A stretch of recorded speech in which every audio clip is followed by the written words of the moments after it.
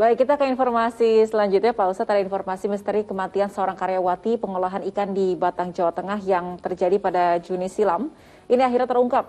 Tersangka tak lain adalah sang mantan kekasih karena dipicu balas dendam gara-gara cincin tunangan dikembalikan.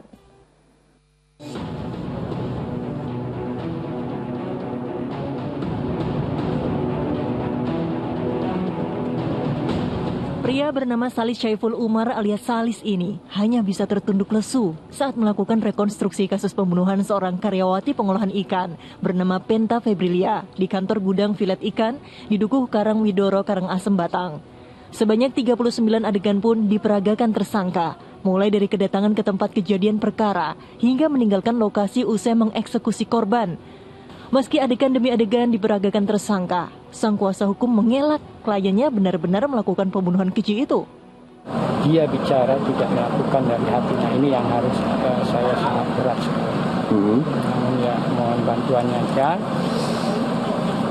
Yang salah harus salah, yang benar harus benar.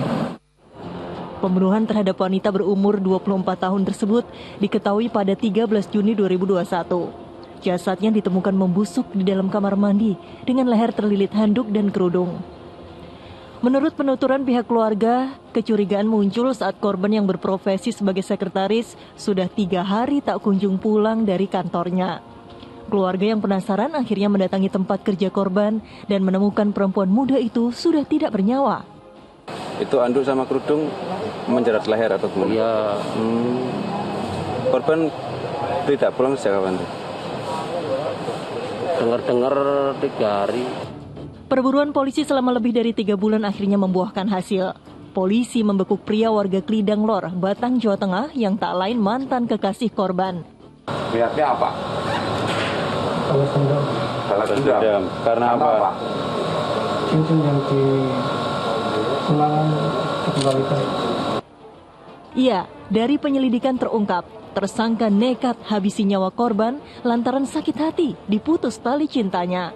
Secara motif dapat kita simpulkan sekarang ini bahwa ini adalah balas dendam.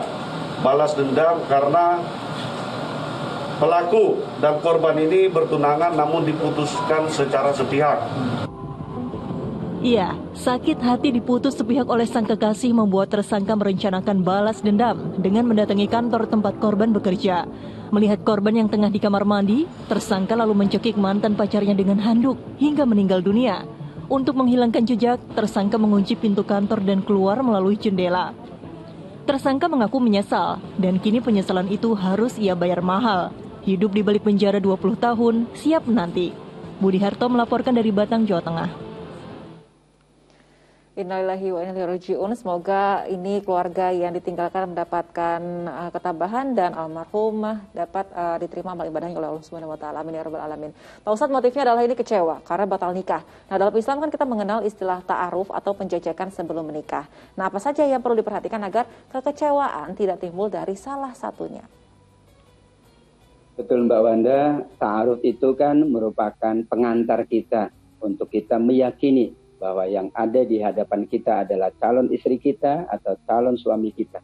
Karena kita menginginkan kedamaian, keharmonian, sakinah, mawaddah warahmah dalam perjalanan rumah tangga dan keluarga kita. Ta'aruf ini adalah merupakan awal seseorang melakukan hubungan yang lebih serius. Ia mengenal luar dan dalamnya. Ia mengenal seluruh apa yang ada pada diri pasangannya atau calon pasangannya. Bahkan Nabi mengatakan, kalau kita melihat sampai kepada sesuatu yang mengundang nikahnya, itulah kalian lihatlah. Sehingga dengan demikian, melihat secara luas, melihat secara lebih mendalam, itu dibenarkan dalam proses ta'aruf. Yang ketiga, ta'aruf ini kan tujuannya betul-betul untuk menikahi, bukan untuk bermain-main. Karena ta'aruf ini serius dilakukan. Ta'aruf ini sungguh-sungguh. Dan ta'arufnya juga boleh dengan mengenal keluarganya, mengenal seluruh ahli kerabatnya, agar nanti ketika kita sudah memutuskan untuk menikahi atau menikah dengannya, kita sudah mengenal seluruh anggota keluarganya. Sehingga kekecewaan itu amat sangat mudah untuk diminimalisir. Dan kita yakin bahwa ini sudah menjadi bagian dari ikhtiar kita. Ta'aruf ini ikhtiar. Ikhtiar kita sudah melakukan penjajakan, Kemudian kita setelah kita ikhtiyat, maka kita istikharah, memohon pendapat kepada Allah Subhanahu wa taala. Setelah dijalankan semuanya, kita sangat yakin bahwa ini adalah jodoh, adalah takdir dari Allah Subhanahu wa taala. Maka insya Allah kekecewaan atau ketidaksukaan dapat diminimalisir dari dua pasangan yang sudah nanti Allah ikat dengan ikatan janji setia, pernikahan, akad nikah yang sakral di mata Allah Subhanahu wa taala. Baik, Pak Ustadz, ini dalam Islam sebenarnya ada nggak sih kriteria dalam memilih calon istri atau suami? Ya, ada 4 kriteria yang disampaikan oleh Nabi Wawanda. Yang pertama adalah agamanya. Yang kedua adalah akhlak atau moralnya. Yang ketiga adalah hartanya. Dan yang keempat adalah penampilan fisiknya. Bagaimanapun kita manusia, ada fitrahnya. Manusia suka kepada yang penampilannya indah.